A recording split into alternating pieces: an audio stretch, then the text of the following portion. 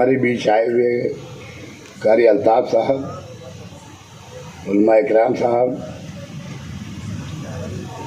इस ताज़ियती प्रोग्राम के अंदर शहर से आए हुए सभी खलील भाई के साथी, हमारे अहले खाना से मोहब्बत करने वाले तमाम दोस्त अहबाब,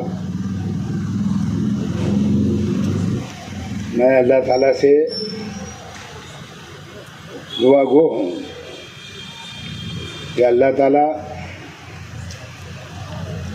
सभी लोगों के अंदर, उनके दोस्तों के अंदर, उनके साथियों में, हमारे भाइयों में खलील भाई की जो आदतें थी, अल्लाह ताला उसके अंदर, हर लोग के अंदर, लोगों के अंदर अल्लाह ताला शामिल कर दे। हम भी खलील भाई को घर में रहते हुए, भाई बंद के अंदर रहते हुए उतना ही जानते थे जो हम देखा करते थे। लेकिन अल्लाह के करम से जब कल हम लोगों ने भी देखा, जब उनका मुंबई के अंदर रूह कब्ज़ हुई मेरे भतीजे और भांजे और दूसरे भतीजों के हाथों में, आते समय उन्होंने मुझसे फ़ोन का इत्तेफाकन मेरा वहाँ रुकना हो गया, जबकि एक दिन पहले खलील भाई से मेरी मुलाकात हॉस्पिटल में हुई। माशाअल्लाह एकदम खुश मिजाज और सेहत याब अल्लाह ने उनको दिखाया था मुझे। बल्कि यहाँ तक बात हुई कि जुमा के दिन उनको हॉस्पिटल से डिस्चार्ज मिलना था।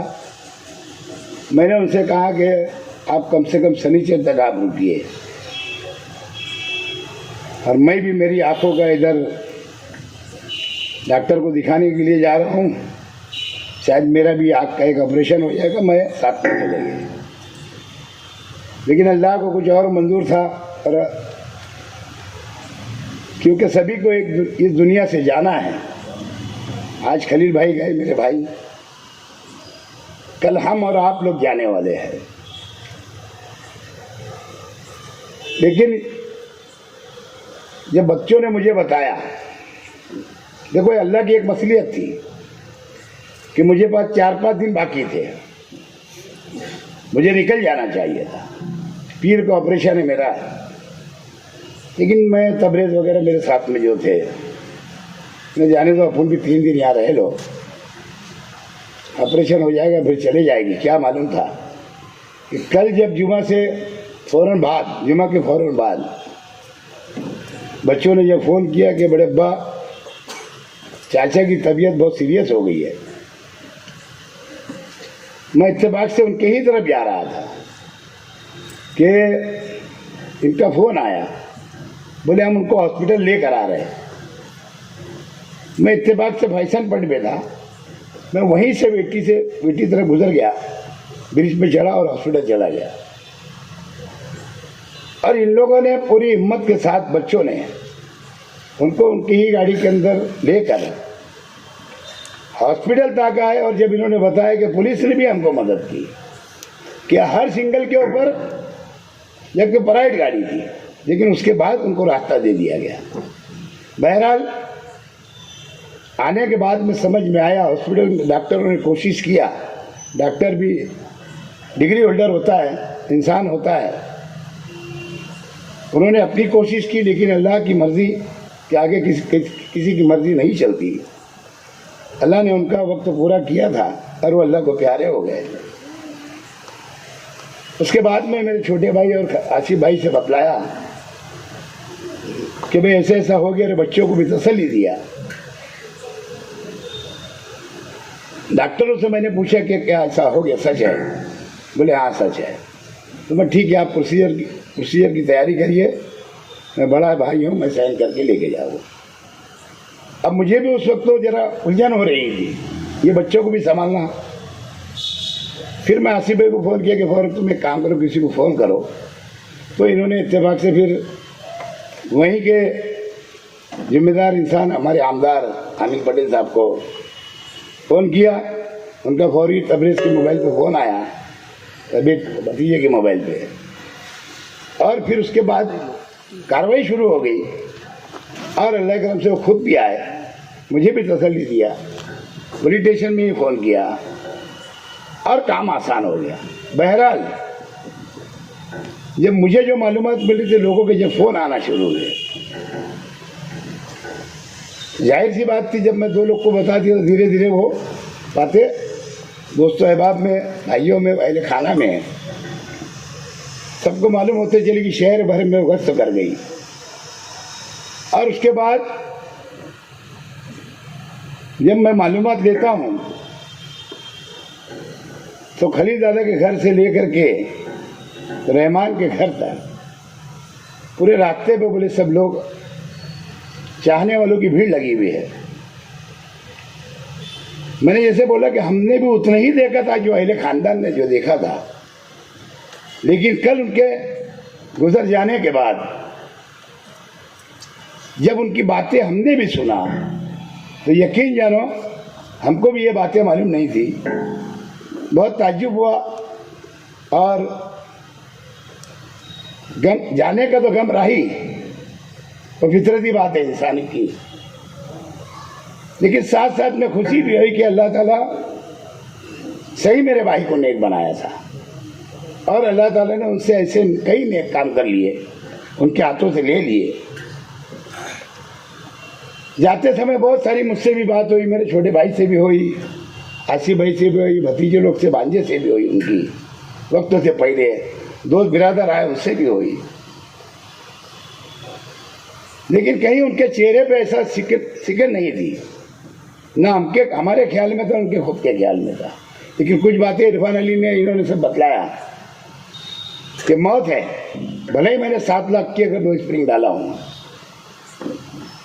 लेकिन मौत आ सकती है। और देखो जैसे उनको पहले से ही अल्लाह ताला दिमाग में डाल दिया था और समझ रहा था उनको।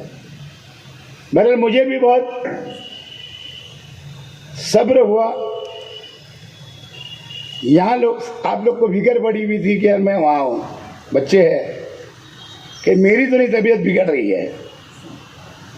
मैं तो बोला ना, जाहिर सी बात है, इंसानी फितरत है। छोटा भाई था, मोहब्बत थी।